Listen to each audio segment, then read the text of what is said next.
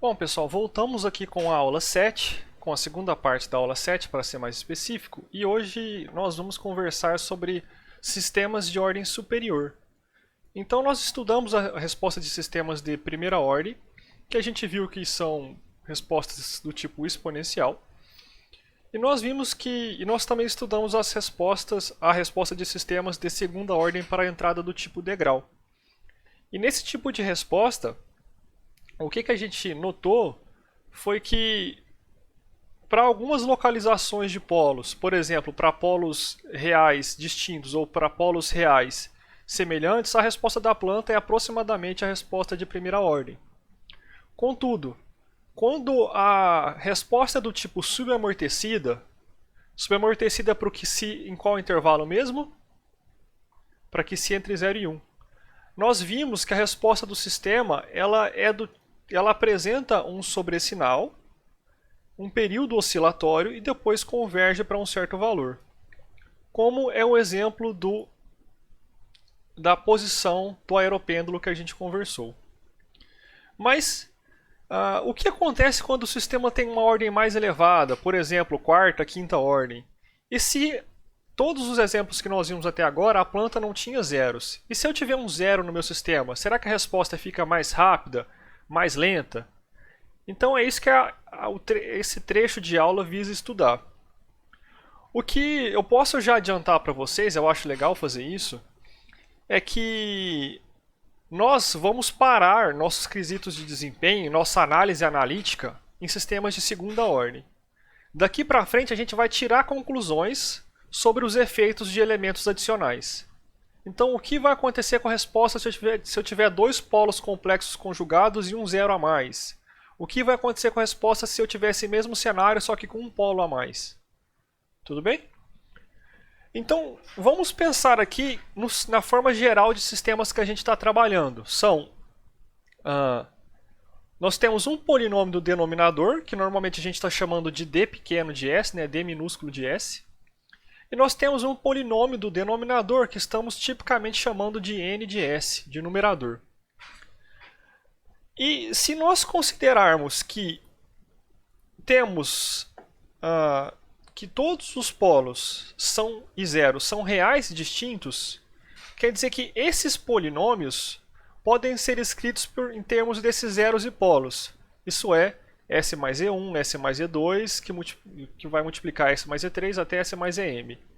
Da mesma forma, no denominador teremos S mais P1 vezes S mais P2 vezes S mais P3 até S mais PM. Professor, como assim? Bom, a gente pode ter um exemplo aqui. No numerador, S mais 1 vezes S mais 2, tudo bem? Então, aqui nós temos a forma aberta do polinômio e aqui nós temos a forma fatorada. E no denominador, nós poderíamos ter também um polinômio em termos de zeros e polos. Tudo bem, pessoal? Então, se todos os polos e zeros são reais e distintos, nós podemos escrever esse polinômio, essa função de transferência entre r e y, dessa forma que está aqui, em termos de zeros e polos. Bom, se a gente considerar agora a resposta mais convencional que nós estamos trabalhando, que é uma resposta do tipo degrau, no caso degrau unitário, nós trocamos o r de s por 1 sobre s. E nós chegamos nessa expressão. A função de transferência vezes 1 sobre s. E para nós calcularmos então a resposta analítica no domínio do tempo, nós teremos que fazer aquele procedimento que vocês estudaram sozinhos, que é a expansão em frações parciais. Vocês devem ter visto lá que quando nós temos n polos reais e distintos, nós temos que colocar aqui na expansão em frações parciais n termos da forma a sobre s mais p. No caso, eu estou com ai sobre s mais pi, porque estou considerando uma somatória desses n polos. Tudo bem? Cada polo dá origem a um coeficiente desse. E a entrada na expansão em frações parciais vai dar origem a esse termo A sobre S.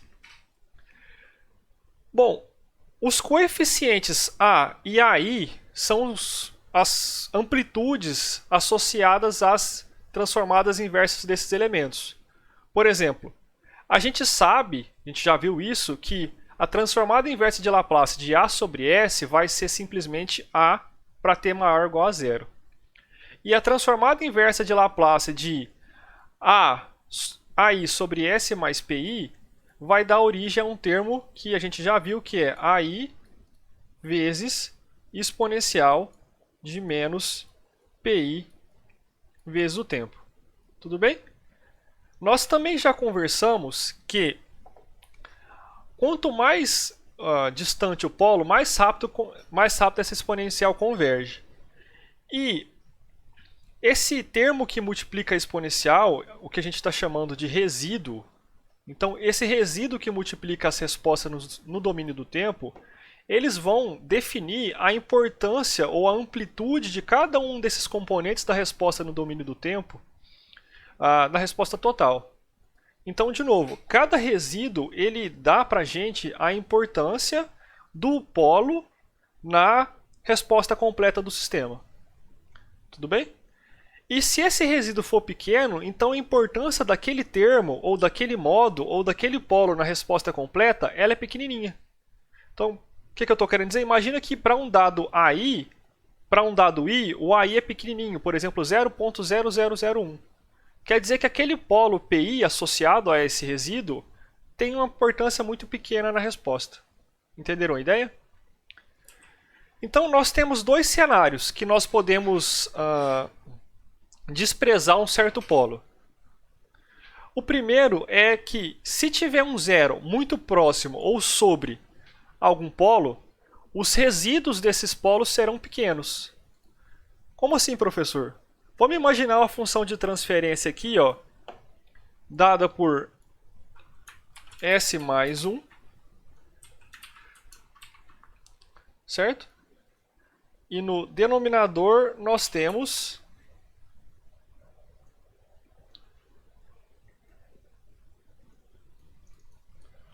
S mais 1, S mais 2. Então é claro que os polinômios do numerador e do denominador podem ser simplificados. Então o AI desse elemento, o resíduo AI desse elemento vai ser igual a zero. Para a gente lembrar disso, nós temos uma regrinha aqui no curso de controle que é a zero matapolo, zero matapolo, zero matapolo. Zero matapolo, zero matapolo. Eu fico com vergonha toda vez que eu faço isso. Mas acho que é um jeito fácil de lembrar. O zero mata o efeito do polo. Bom, e se os polos estiverem localizados muito longe, muito à esquerda do eixo imaginário, nós já vimos que a resposta exponencial vai convergir rapidamente. Isso está associado com um resíduo com amplitude pequena. Bom, os termos que têm resíduo pequeno, seja por proximidade de zero com o polo, seja por polo muito distante do eixo imaginário, que eu também posso chamar de polo muito rápido, por associação com a velocidade de convergência, podem ser negligenciados da análise da resposta. E a gente faz isso para transformar ou para representar um sistema de ordem superior, por exemplo, de terceira ordem, para um sistema de ordem menor, por exemplo, de segunda ordem, que a gente já sabe trabalhar. Então nós podemos usar essas duas regrinhas que estão aqui para simplificar sistemas de ordem superior, ou para analisar sistemas de ordem superior com as ferramentas que a gente tem. Bom, para ilustrar isso, nós temos aqui 1, 2, 3, 4 exemplos, tá bom? O G1 é igual a 1 sobre S mais 1, é um polo só. O G2 é igual a 3 sobre S mais 1, S mais 3. Note que esse polo é um pouquinho mais distante do eixo imaginário. O G3 ele é igual a S mais 3 sobre S mais 1 vezes S mais 3. E eu vou fazer a expansão em fração parcial desse termo aqui no papel para mostrar que, de fato, o resíduo associado a S mais 3 vai ser nulo. E eu tenho o G4, que é igual a S, uma quarta função de transferência, que é G4 de S, que é igual a S mais 3 vezes S mais 5 sobre S mais 1 vezes S mais 3 vezes S mais 5. Então eu vou pausar vocês, nós voltamos aqui para o papel para a gente fazer a expansão em fração parcial do termo 3 juntos e verificarmos que de fato o resíduo associado ao polo S mais 3 é nulo. Voltamos aqui na lousa e nosso objetivo é expandir essa função de transferência S mais 3 sobre S mais 1 vezes S mais 3 em frações parciais. Quantos termos vão ter aqui do lado direito para expandir essa expressão? Bom, pessoal, se vocês não sabem responder essa pergunta, e eu percebi pelo silêncio, é bom vocês estudarem aquela aula de estudo individual que é a transformada inversa de Laplace. Lá vocês vão aprender a expandir em fração parcial, em frações parciais. Mas, para cada polo que está aqui, nós vamos ter um termo do tipo S mais A sobre S mais 1 mais B sobre S mais 3. Os polos são reais e distintos, nós só precisamos de coeficientes reais no numerador. Certo? E como é que nós podemos fazer para calcular A e B? Bom, para calcular A, uma possibilidade é multiplicar por S mais 1 dos dois lados. Então vai aparecer um S mais 1 aqui, aparece um S mais 1 aqui, e aparece um S mais 1 aqui. Tudo bem? E agora nós fazemos as devidas simplificações, né? E fazemos S igual a menos 1. Como resultado, nós vamos ter que A é igual a, para S igual a menos 1, esse termo que depende do B vai multiplicar a 0, então ele vai embora. O S mais 1 do numerador corta com o S mais 1 do denominador e aparece aqui sozinho. O S mais 1 do numerador corta com o S mais 1 do denominador, certo? E o que nós temos é que S mais 3 sobre S mais 3 para S igual a menos 1. Portanto, A igual a 1. E o B?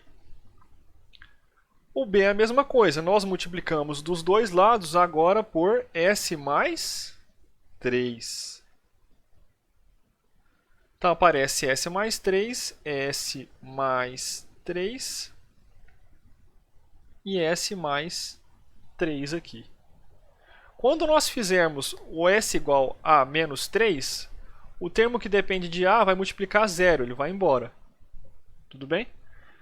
O numerador corta com o denominador e aparece aqui S mais 3 sobre S mais 1 para S igual a menos 3. Então fica mostrado, né, pelo menos para esse exemplo, que quando o modo, né, quando a raiz aparece no numerador e no denominador, nós podemos eliminar esse termo aqui da função de transferência, isso é muito claro, tanto por questões algébricas quanto porque o resíduo associado a esse termo é nulo. E aí nós tiramos aquela conclusão que 0 mata polo, 0 mata polo, 0 mata polo. E eu tenho certeza que vocês completaram com A na casa de vocês. 0 mata polo, 0 mata polo. E agora, o que eu vou mostrar aqui é os resultados de uma simulação. Então nós temos aqui todos esses exemplos, tá? Que nós conversamos aí. E eu vou mudar a lousa aqui que eu tinha esquecido de fazer isso. E o que eu tenho aqui? Eu tenho as funções de transferência G1, G2, G3 e G4. E eu estou aplicando o mesmo degrau em todas essas funções de transferência. A saída de cada uma delas é y1, y1, y2, y3, y4, respectivamente. Bom, nós podemos ver que y2 está aparecendo aqui. y2. Então nós temos aqui a y1, a y3 e a y4, elas estão todas juntas aqui na curva em verde. Por quê? Porque todas essas funções de transferência, A1, A3 e A4, são semelhantes. Basta cortar numerador e denominador. Vai ficar 1 sobre S mais 1 e aqui também vai sobrar 1 sobre S mais 1. E a y2 é um pouquinho diferente porque nós temos dois polos reais e distintos, 1 sobre S mais 1 e S mais 3. Vimos então que, de fato, o zero mata polo e que se nós temos polos polo e zero semelhante, nós podemos fazer a simplificação. Bom, um outro cenário que a gente viu que um sistema de ordem superior pode se aproximar de um sistema de ordem inferior é quando o polo está muito distante. Então, para exemplificar isso, eu tenho aqui 1 sobre S mais 1, 5 sobre S mais 1 vezes S mais 5, a G3 de S é igual a 20 sobre S mais 1 vezes S mais 20, e a G4 de S é 1400 sobre S mais 1 vezes S mais 20 vezes S mais 70. Antes de mostrar os resultados da simulação, eu gostaria de conversar para vocês sobre ganho DC. O ganho DC é a relação estática entre sua entrada e sua saída. Como assim relação estática? Bom, nós sabemos que y de S dividido por R de S, que é a relação entrada e saída, é dada pela função de transferência G de S. Tudo bem? Ou se você quiser considerar a entrada U, y de S por G de S igual a U. Nós também já conversamos que o S pode ser interpretado como frequência. Talvez isso fique mais claro no bimestre ou nos módulos de resposta em frequência. Quando nós fazemos então o S igual a zero, nós estamos considerando uma frequência nula. E o que sobra para nós é a relação estática entre entrada U e saída Y. Tudo bem? É como se fosse um ganho entre U e Y. No caso de todas as funções de transferência G1, G2, G3 e G4 desse slide, todas elas têm G de zero, ou seja, o ganho DC igual a 1. Por exemplo, G1 de 0, 1 sobre 1 igual a 1. G2 de 0 dá 5 sobre 5, que é igual a 1. G3 de 0 é igual a 20 sobre 1 vezes 20, que é igual a 1. E G4 de 0 também é igual a 1. Vai ficar 1400 sobre 1400. Então, no caso desse exemplo, todas as funções de transferência têm ganho DC, isso é, para S igual a 0, igual a 1. Tudo bem? E por que isso é importante? Porque elas vão convergir todas para o mesmo lugar. Certo? Todas elas vão convergir para 1. Como é que a gente pode ver isso? Fica exercício para casa para vocês, mas vocês podem verificar que todas elas vão convergir para 1 aplicando o teorema do valor final. Todo mundo se lembra do teorema do valor final? Y de, vou chamar de infinito, duas bolinhas, é igual a limite de S tendendo a 0 para S G de S. Então, se vocês aplicarem o teorema do valor final em todos esses exemplos aqui, considerando uma entrada do tipo degrau unitário, ou seja, o de S igual a 1 sobre S, vocês vão ver que todas essas funções de transferência vão ser iguais a 1. O que nós vamos ver agora na simulação é que o efeito do polo ele diminui consideravelmente à medida que o polo se afasta do eixo imaginário. Tudo bem? Então vou abrir a simulação aqui. De novo, todos vocês recebem essas simulações para treinar em casa. Então nós temos aqui o primeiro sistema, que é 1 sobre S mais 1, o segundo, que tem um polo adicional em S mais 5, o terceiro, que tem um polo adicional em S mais 20, e um quarto que tem dois polos adicionais, um em S mais 20 e outro em S mais 70. Se nós olharmos aqui as respostas, vocês vão ver que todas elas são bastante similares. Tudo bem? Então são praticamente iguais essa resposta. A amarela é a resposta do sistema original, 1 sobre S mais 1.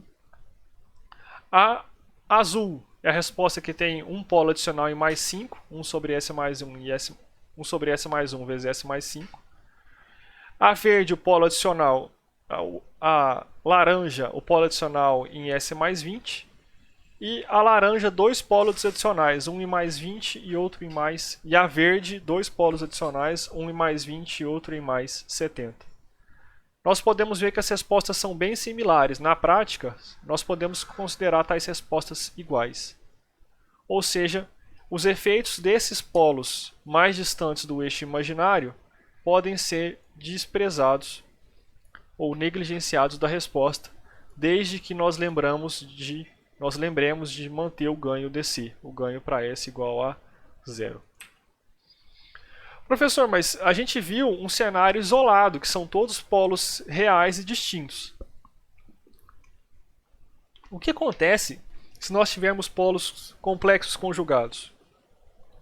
Bom, pessoal, a análise é praticamente a mesma. O que muda é que quando nós tivermos polos complexos conjugados, a expansão em frações parciais fica um pouquinho mais elaborada. Mas do mesmo jeito, nós sabemos que nós podemos verificar que esses termos, os termos anteriores a gente já viu e vão ser semelhantes ao caso anterior, né? Esses termos adicionais, que são polos complexos conjugados, vão dar origem a exponenciais que multiplicam ou associadas a senoidais amortecidas, ou seja, são termos que convergem com o passar do tempo. E as mesmas ideias se aplicam. Se tiver um zero complexo conjugado próximo a esse polo complexo conjugado, os zeros vão matar os efeitos dos polos. E se os polos complexos conjugados forem muito distantes do eixo imaginário, essas senoidais amortecidas vão decair muito rápido e eles pouco vão influenciar na resposta do processo. Tá bom? E aí nós podemos então definir uma regrinha para cancelar polo e zero, que é o conceito de dominância de polos. Porque até agora está muito qualitativo, polo rápido, polo devagar, mas quando eu posso desprezar o efeito de um polo? Então, nós vamos adotar a regra do 5 vezes maior. Então, quando a relação das partes reais for maior do que 5 vezes e não houver zeros na proximidade dos polos, então os polos mais próximos do eixo imaginário serão dominantes. Tudo bem? Como assim, professor? Não entendi. Então, nós temos aqui um plano complexo. Imagina que isso aqui é um plano complexo. Tá? Deixa eu fazer isso aqui maior. Nós temos, por exemplo, um polo em 1 e o outro polo em 8. Então, menos 8 é um polo estável e um polo em menos 1. A relação entre as partes reais desses caras é claramente maior do que 5. Esse polo tem parte real 8 vezes maior do que esse. Nesse caso, nós podemos desprezar o efeito desse polo aqui da resposta. Tudo bem? Nós vamos negligenciar o efeito desse polo, lembrando de manter o ganho DC. Os polos que estão mais próximos do eixo imaginário, nesse caso o 1, tem aquele efeito que a gente chama de efeito dominante, porque o termo associado a esse polo decai mais lentamente e domina a resposta no domínio do tempo. Nesse caso, esse tipo de polo é chamado de polo dominante. Olha que criativo. Por quê? Porque ele domina o comportamento do sistema. De novo, esses polos podem ser negligenciados, lembrando de manter o ganho DC. Isso é o valor para G de 0. Então nós temos aqui um exemplinho, só para vocês verificarem isso. Isso aqui está errado, na verdade o polo está em menos 10. Então nós temos polos complexos conjugados, menos 1 mais ou menos 2J, se eu não me engano. E nós temos um polo em menos 10, associado a esse termo. Como a relação da parte real, e aqui nós olhamos para a parte real, é cerca de 10 vezes, nós podemos aproximar essa função de transferência de terceira ordem por essa função de transferência de segunda ordem. Lembrando que nós mantivemos o ganho DC. Quer dizer que o G de 0 é igual a 1. Só imaginar que o S é igual a 0. Esse termo vai embora, esse termo vai embora, esse termo vai embora. Sobra 4 sobre 4, que é 1. E o G aproximado de 0 também é 1. Basta fazer S igual a 0. Tudo bem? Nesse caso, como o polo está bem mais distante do eixo imaginário, nós podemos negligenciar ele. A consequência disso é que a resposta aproximada não é exatamente igual à real, mas elas são suficientemente próximas para valer a pena fazer essa simplificação, sobretudo para simplificar o trabalho de projeto do controlador. Então, se a relação entre as partes reais dos polos for maior do que 5, nós podemos fazer essa aproximação sem grandes prejuízos de desempenho. Tudo bem? Então, seguindo esse exercício, vamos fazer o exemplo 13 aqui no papel. Dá uma pausada no vídeo, copia para o papel isso, eu vou copiar aqui para a lousa e nós voltamos na lousa. Tudo bem? A ideia é que nós temos que pegar esse sistema. Qual que é a ordem desse sistema? Quarta ordem, porque nós temos 4 polos. E nós queremos aplicar os critérios de redução de polo. Tudo bem? Então daqui a pouco eu volto lá no papel. Voltamos aqui para o papel, pessoal. E eu copiei aqui a função de transferência. E nós vamos fazer essa aproximação juntos. Bom, a primeira coisa é saber quais são os polos do sistema. Então, esse termo me dá um polo de menos 10. Tudo bem? Esse termo está associado com um polo de menos 6. E esse termo me dá um par de polos complexos conjugados. Deixa eu só conferir aqui.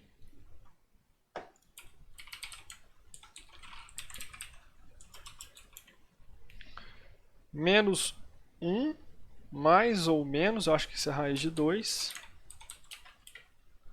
Não, raiz de 3, então. Raiz de 3j. Tudo bem? Então, vou representar esses termos lá no plano complexo para ficar mais claro qual é o cenário.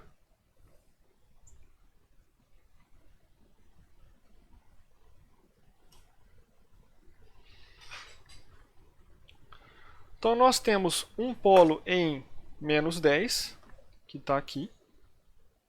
Lembra que polo a gente representa com cruzes. Um polo em menos 6. E um par de polos complexos conjugados em menos 1, mais ou menos raiz de 3j. Tudo bem? Bom, é claro que, como o polo está em menos 1, todo mundo que está aqui deveria ser em verde. Menos 6. Como o polo está em menos 1, todo mundo que está aqui à esquerda, como o polo mais lento tem parte real menos 1, todos os polos que estão à esquerda aqui da reta menos 5 podem ser negligenciados da resposta. Tudo bem? Porque a relação de parte real vai ser maior ou igual a 5. Nesse caso, nós podemos aproximar g de s por uma função de transferência g aproximada de s, que é igual a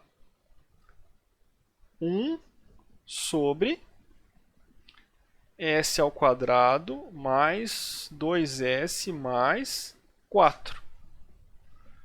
Tá pronto? Tá certo isso, pessoal?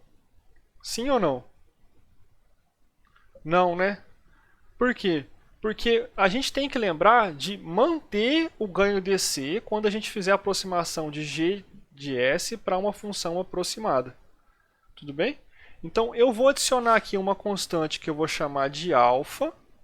E eu vou ajustar a alfa para que g aproximado de 0 seja igual a g de 0. Ou seja, o alfa vai ser calculado de modo que o g de 0 seja igual ao g aproximado de 0. Tá? Só deixa eu escrever aqui para vocês lembrarem. Isso quer dizer manter ganho dc. Tá? Então, fazendo a continha, o g de 0 vai dar 40 sobre 4 vezes 6 vezes 10.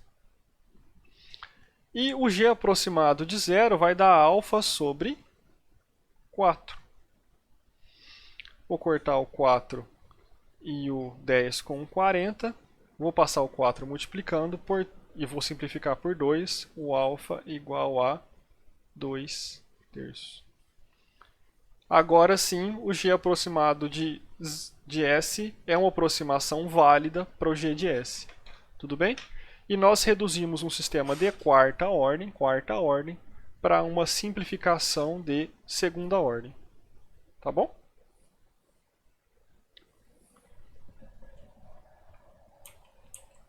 Vou voltar lá para a lousa. Se alguém quiser, eu sugiro fazer a simulação do sistema. Então, esse exemplo é para a gente mostrar como fazer a simplificação de sistema, sobretudo lembrando que nós temos que manter o ganho estático, ou ganho DC. Isto é, o ganho do sistema para S igual a 0.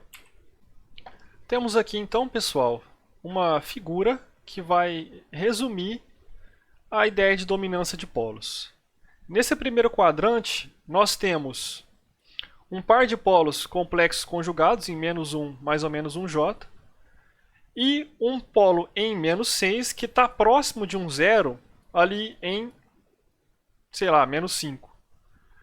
Nesse caso, além de estar muito distante do eixo imaginário, o efeito desse zero mata o efeito do polo, e nós podemos ver aqui na resposta no domínio do tempo que nós temos praticamente um comportamento de segunda ordem. Isso também acontece se, mesmo na ausência do zero, o polo está muito distante do eixo imaginário, aquela regra de 5 vezes mais distante. Nesse caso, a resposta também se assemelha a uma resposta de segunda ordem subamortecida. Agora aqui nós temos uma situação um pouco diferente. Nós temos pares de polos complexos conjugados, próximos do eixo imaginário, só que coladinho nesses polos existem zeros complexos conjugados. Tudo bem? Nesse caso, o efeito desses zeros vai cancelar o efeito dos polos e quem vai dominar o comportamento do sistema é o polo em -6, como exemplificado aqui nessa resposta ao degrau. E finalmente, pessoal, nós temos alguns cenários, por exemplo, esses 4 polos complexos conjugados em que não há dominância de polos. E a resposta vai ser algo não estranho, né, mas vai ser algo que a gente não vai estudar no escopo desse curso. Beleza? A situação que a gente vai ter comum, pessoal, em geral, é que os polos dominantes do sistema vão ser complexos conjugados, ou a gente vai ajustar o controlador para que isso ocorra. Desse modo, ainda que o sistema tenha uma ordem superior, a resposta dele vai se assemelhar ao comportamento de segunda ordem. E a gente vai usar essa aproximação de dominância por parte dos polos complexos conjugados para ajustar o comportamento da resposta do sistema, mais especificamente alocando os polos dominantes em uma região que corresponda ao comportamento desejado. Isso é, em uma região que tem aqui Ψ⍵n, que satisfaz os requisitos de máximo sobresinal, tempo de pico, tempo de subida e tempo de estabelecimento. Tudo bem? Mas e quando a gente tiver um cenário que nós temos um par de polos complexos conjugados dominantes, que nós sabemos o comportamento, e tiver ainda assim polos e zeros adicionais que eu não consigo desprezar, que eu não consigo descartar? Qual será que é o efeito desses polos e zeros adicionais na resposta da planta? Então vamos ver isso, eu acho que em um primeiro momento por meio de um exemplo. Tá? Então nós temos um sistema aí que é o exemplo 14, e o exemplo 14 é de qual ordem? O exemplo 14 é de quarta ordem, certo? E o que está sendo solicitado é para a gente calcular o máximo sobresinal, o tempo de pico e o tempo de estabelecimento para esse sistema. Só que nós sabemos que essas características foram levantadas por um sistema de segunda ordem na forma padrão. E esse sistema não é nem de segunda ordem, nem está na forma padrão. O que a gente pode fazer então? Bom, eu vou para a lousa, vou copiar o enunciado e daqui a pouco a gente conversa sobre isso. Copiei aqui o enunciado para a lousa, né? E a primeira coisa que a gente tem que fazer antes de aplicar a equação é analisar os polos dessas duas funções de transferência que nós temos aí. Bom, esse termo da esquerda, as raízes dessa equação da esquerda são os números cuja soma é menos 10 e a multiplicação é 25. Ou seja, os dois polos estão em menos 5 e menos 5. Já as raízes do termo da direita são complexas conjugadas e iguais a menos meio,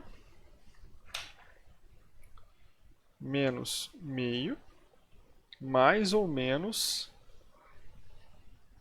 0,867J. Isso é raiz de 3 sobre 2?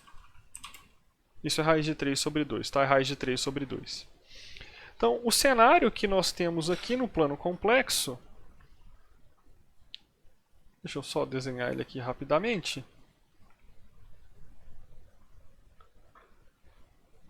É um par de polos complexos conjugados em meio e 0,87J. Aqui assim. Tudo bem? E nós temos dois polos em menos 5. Tá?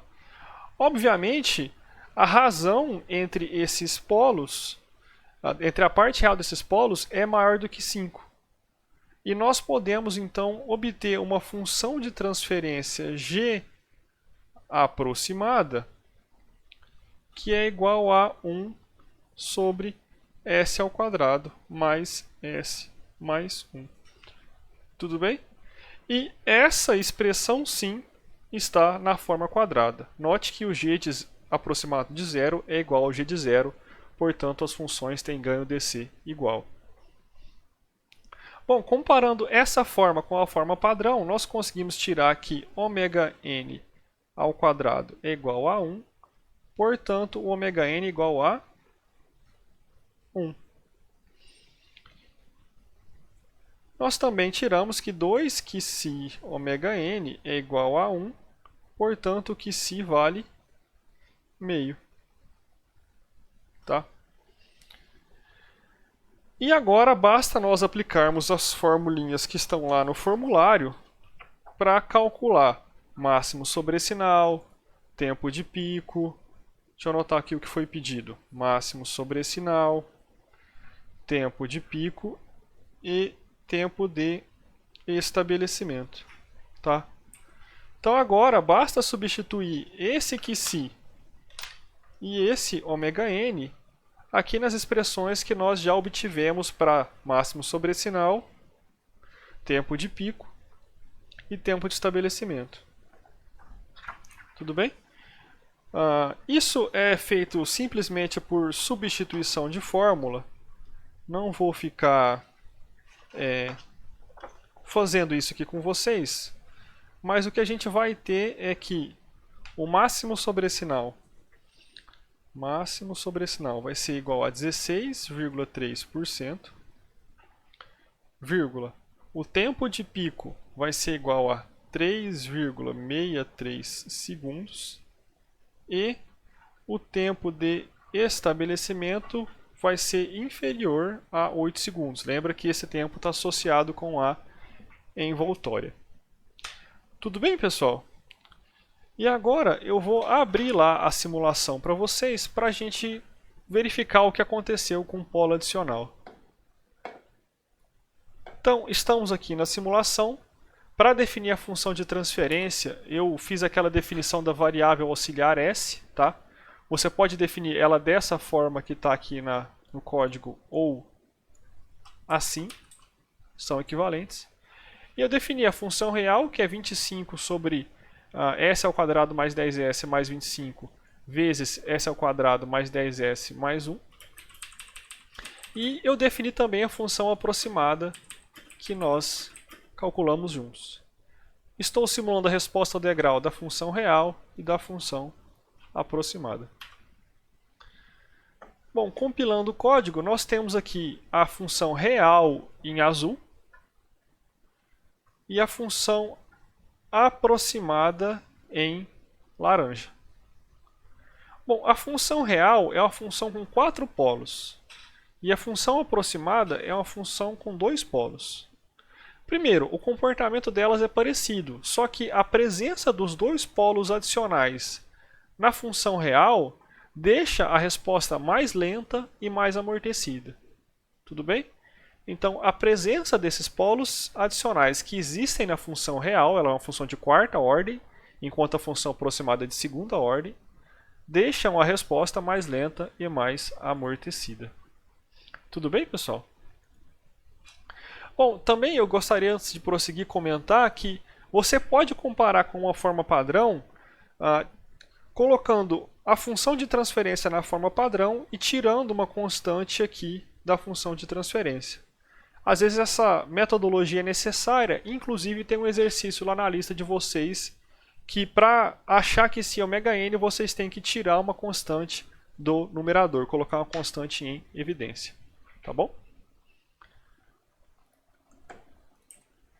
Bom, então está aqui escrito, o sistema real tinha 4 polos, ao passo que o sistema aproximado tem 2 polos.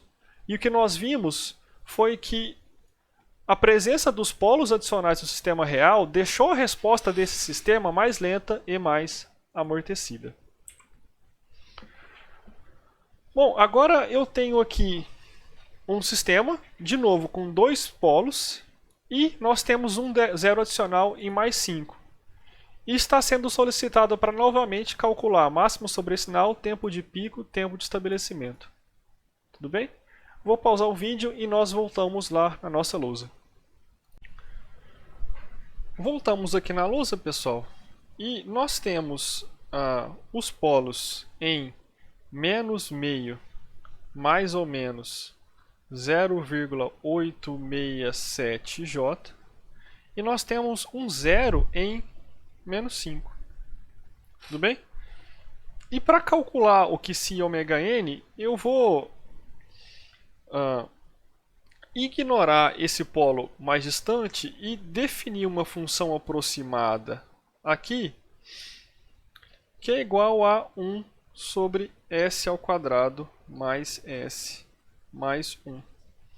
Então, como o zero está 10 vezes mais distante que o polo, eu estou ignorando a presença dele e definindo essa função aproximada. Bom, nós acabamos de fazer esse exemplo e nós vimos que o QC é igual a meio, o ômega n é igual a 1 radiano por segundo, e aí vocês podem calcular o ms, o tempo de pico e o tempo de estabelecimento conforme o exemplo 14. O que nós obtivemos foi ms igual a 16,3%, tempo de pico 3,63 e tempo de estabelecimento igual a 8 segundos. Tá? Eu vou abrir a simulação aqui para vocês, para a gente ver o que aconteceu devido à presença desse polo zero adicional. Então, está aqui a função de transferência, estou definindo por meio daquele truque, né? S é igual a TF de S, eu estou definindo a função de transferência, que é o operador S. Dessa forma fica mais amigável digitar a função de transferência aqui. E eu vou comparar a resposta do sistema real, que tem esse zero adicional, e a resposta desse sistema aproximado.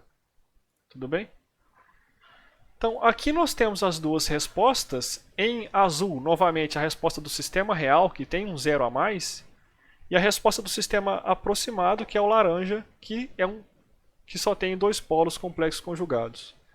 O que nós podemos ver aqui é que a presença do zero real, do zero adicional, deixou a resposta mais rápida e menos amortecida. Então, a presença do zero real na resposta deixou ela mais rápida e menos amortecida. Tudo bem? A resposta do sistema real, que tem um polo a mais, um zero a mais, é mais rápida e menos amortecida. Bom, então nós vimos que polos adicionais deixam a resposta ou o sistema mais amortecido e mais lento. Por outro lado, zeros adicionais deixam o sistema menos amortecido e mais rápido. Só que nós fizemos essas análises considerando exemplos particulares e não de forma genérica, certo? Bom, para fazer isso de forma genérica, eu adotei aqui o sistema de segunda ordem convencional e estou considerando agora a presença de um polo adicional. Tudo bem? Esse polo adicional na expansão em frações parciais vai dar origem a um termo dessa forma, né, que está associado a esse polo, que quando nós aplicarmos a transformada inversa de Laplace, vai dar origem a um termo que tem um termo exponencial menos ct. Tudo bem? Então, quando eu aplicar a transformada de Laplace nesse termo adicional, vai aparecer na resposta no domínio do tempo um termo d vezes exponencial de menos ct. Então, quanto maior o c, ou seja, quanto mais afastado esse polo estiver do eixo imaginário, menor a influência desse termo adicional na resposta da planta. E mais a resposta da planta vai se assemelhar a uma resposta de segunda ordem convencional. Contudo, para valores intermediários desse C ou desse polo, a resposta exponencial demora a convergir, porque a exponencial não tem potência elevada. E aí vai ter um termo lento e amortecido, né, um exponencial, então vai ter um termo lento e amortecido, demorando a convergir no sistema. Então, quanto mais próximo esse polo adicional C estiver dos polos complexos conjugados, que são, nesse exemplo, dominantes, mais o sistema vai demorar a convergir. Para exemplificar isso, eu tenho aqui um sistema com polos complexos conjugados, que está representado aqui nessa figura pela linha azul. E nós temos um certo comportamento. Depois eu peguei uma função de transferência G2 de S e coloquei um polo adicional, um polo em 10.